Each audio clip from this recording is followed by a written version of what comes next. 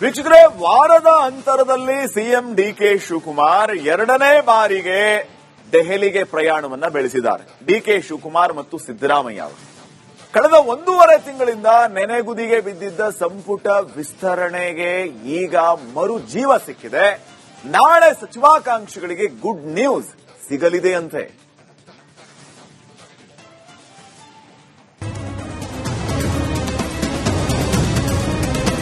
ರಾಜ್ಯದ ಕೈಮನೆಯಲ್ಲಿ ಮತ್ತೆ ಮದುವೆಯ ಕಳೆ ಬಂದಿದೆ. ವಾರದ ಅಂತರದಲ್ಲಿ ಎರಡನೇ ಬಾರಿಗೆ ಸಿಎಂ ಡಿಕೆ ಶಿವಕುಮಾರ್, ಮಾಜಿ ಸಿಎಂ ಸಿದ್ದರಾಮಯ್ಯ, ಕೆಪಿಸಿಸಿ ಅಧ್ಯಕ್ಷರಾದ ಹರಿಪ್ರಸಾದ್ ದೆಹಲಿಯಲ್ಲಿ ಇದ್ದು ಸಿಎಂ ಕಚೇರಿಯಿಂದ ಲೋಕಭವನಕ್ಕೆ ಹೋದ ಅದೊಂದು ಸೂಚನೆ ಸಚಿವಾಕಾಂಕ್ಷಿಗಳ ಕಣ್ಣಲ್ಲಿ ಹೊಸ ಹೊಳಪು ತುಂಬಿದೆ. ಡಿಕೆಶಿ ಸಂಪುಟ ವಿಸ್ತರಣೆಗೆ ಮುಹೂರ್ತ ಫಿಕ್ಸ್. ಲೋಕಭವನಕ್ಕೆ ಸಿದ್ಧತೆ ಮಾಡಿಕೊಳ್ಳಲು ಸಂದೇಶ. ಎಸ್, ಕಳೆದ 1.5 ತಿಂಗಳಿಂದ ಸಂಪುಟ ವಿಸ್ತರಣೆ ಯಾವಾಗ ಅಂತಿದ್ದ ಪ್ರಶ್ನೆಗೆ ಉತ್ತರ ಸಿಕ್ಕಿದೆ.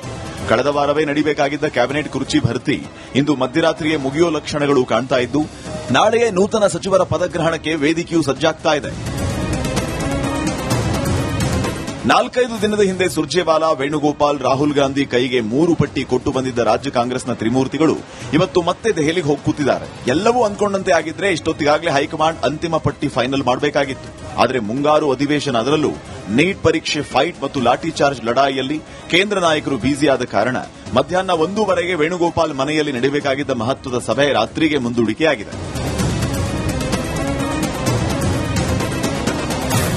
ಸಂಪುಟ ವಿಸ್ತರಣೆಗಾಗಿ ಇಷ್ಟು ದಿನವೇ ಕಾದವರು ಇನ್ನೊಂದಿನ ಕಾಯಲ್ವೇ ಅನ್ನುವಂತಾಗಿದೆ ಸದಸ್ಯರ ಪರಿಸ್ಥಿತಿ.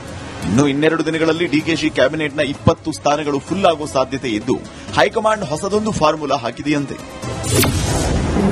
ಕಾಂಗ್ರೆಸ್ ಹೈಕಮಾಂಡ್ ಹಳೆ ಬೇರು ಹೊಸ ಚಿಗುರು ಸೂತ್ರದ ಅಡಿ ಡಿಕೆಶಿ ಸಂಪುಟ ವಿಸ್ತರಣೆಗೆ ಮುಂದಾಗಿದೆಯಂತೆ. ಅದರಂತೆ ಖಾಲಿ ಇರೋ 20 ಸ್ಥಾನಗಳನ್ನ 50-50 ಫಾರ್ಮುಲಾದ ಅಡಿ ಭರ್ತಿಗೆ ಹೈಕಮಾಂಡ್ ಚಿಂತನೆ ಮಾಡ್ತಾ ಇದೆ.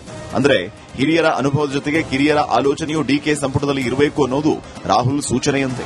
ಇನ್ನು ಹೊಸ ಸಂಪುಟದಲ್ಲಿ 2 ಮಹಿಳೆಯರಿಗೆ ಅವಕಾಶಕ್ಕೆ ಪ್ಲಾನ್ ಮಾಡಲಾಗಿದ್ದು, ಅಲ್ಪಸಂಖ್ಯಾತ ನಾಯಕರ ಪ್ರಾತಿನಿಧ್ಯಕ್ಕೂ ಲೆಕ್ಕಾಚಾರ ಹಾಕಲಾಗಿದೆ. ಅದರಂತೆ 2 ಅಥವಾ 3 ಅಲ್ಪಸಂಖ್ಯಾತ ಮುಖಂಡರಿಗೆ ಪಟ್ಟ ಸಿಗೋ ಸಾಧ್ಯತೆ ಇದೆ. ಕಲ್ಯಾಣ ಕರ್ನಾಟಕಕ್ಕೂ ಈ ಬಾರಿ ಸಿಂಹಪಾಲು ನೀಡುವ ಇರಾದೆ ಇದ್ದು, 3 ಅಥವಾ 4 ಕಲ್ಯಾಣ ಕರ್ನಾಟಕದ ಶಾಸಕರಿಗೆ ಅವಕಾಶ ಸಿಗಬಹುದು. ಡಿಕೆಶಿ ಸಂಪುಟ ಸೇರಲು ಹಲವು ಕೋಟಾಗಳ ಅಡಿ ಲಾಬಿ ಜೋರಾಗಿದೆ. ಬೆಳಗಾವಿಯಲ್ಲಂತೂ 4 ಮಧ್ಯೆ ತೀವ್ರ ಪೈಪೋಟಿ ಇದ್ದು, ಅಶೋಕ್ ಪಟ್ಟಣ್, ಮಹಾಂತೇಶ್ ಕೌಜಲಗಿ, ಗಣೇಶ್ ಹುಕ್ಕೇರಿ, ಲಕ್ಷ್ಮಣ್ ಸವದಿ, ಹೆಬ್ಬಾಳ್ಕರ್ ಭಾರಿ ಲಾಬಿಯನ್ನ ಮಾಡ್ತಾ ಇದ್ದಾರೆ. ಮಂತ್ರಿ ಸ್ಥಾನದ ಆಸೆಯಿಂದಲೇ ಕೈ ಹಿಡಿದ ಶಿವಲಿಂಗೇಗೌಡ, ಗುಬ್ಬಿ ಶ್ರೀನಿವಾಸ್ ಮತ್ತು ಅಥಣಿಯ ಸವದಿ ಕೊಟ್ಟ ಮಾತನ್ನ ಪದೇ ಪದೇ ನೆನಪು ಮಾಡ್ತಾ ಇದ್ದಾರೆ.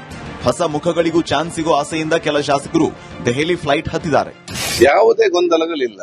ಏನೇ ಗೊಂದಲಗಳಿದ್ದರೂ ಕೂಡ ಹೈಕಮಾಂಡ್, ಮುಖ್ಯಮಂತ್ರಿಗಳು, ಮಾಜಿ ಮುಖ್ಯಮಂತ್ರಿಗಳು, ಎಲ್ಲರೂ ಪಕ್ಷ ಅಧ್ಯಕ್ಷರು ಅದೆಲ್ಲವೂ ನಿಭಾಯಿಸುವಂತ ಶಕ್ತಿ ಇದೆ.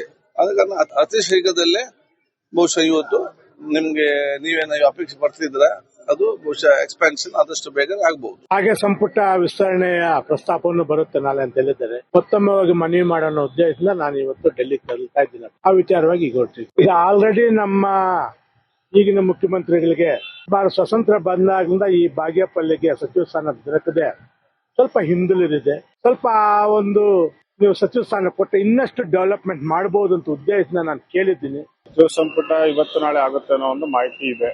ನೋಡೋಣ ಏನಾಗುತ್ತೆ ಅಂತ. ಈ ವಾರದಲ್ಲಂತೂ ಆಗುತ್ತೆ. ಡೆಲ್ಲಿಗೆ ಹೋಗ್ತಾ ಇರುವಂತದ್ದು ಸಹಜವಾಗಿ ತಂದೆಯವ್ರಿಗೆ ಮತ್ತೊಮ್ಮೆ ಕೊಡಿ ಅಂತ ಕೇಳ್ತಾ ಇದ್ರೆ ನನ್ಗೆ ಅವಕಾಶ ಮಾಡಿಕೊಡಿ ಅಂತ ಹೇಳಿ ನಾನು ಕೇಳ್ತಾ. ಡಿಕೆಶಿ ಸಂಪುಟದಲ್ಲಿ ಖಾಲಿ ಇರೋ 20 ಸ್ಥಾನಕ್ಕೆ ಆಕಾಂಕ್ಷಿಗಳ ಪಟ್ಟಿ ಈಗ 50ರ ಗಡಿಯನ್ನು ದಾಟಿದೆ. ಜಿಲ್ಲೆ, ಜಾತಿ, ಪ್ರಾಂತ್ಯ, ಮಹಿಳಾ, ಯುವಕ, ಹಿರಿಯ, ಹೊಸಮುಖ ಹೀಗೆ ಎಲ್ಲಾ ಕೋಟಾಗಳ ಅಡಿ ಶಾಸಕರು ಮಂತ್ರಿ ಸ್ಥಾನಕ್ಕಾಗಿ ಅರ್ಜಿ ಹಾಕಿದ್ದು, ಯಾರಿಗೆ ಜಾಕ್ಪಾಟ್ ಅನ್ನೋ ಕುತೂಹಲ ಹೆಚ್ಚಾಗಿದೆ.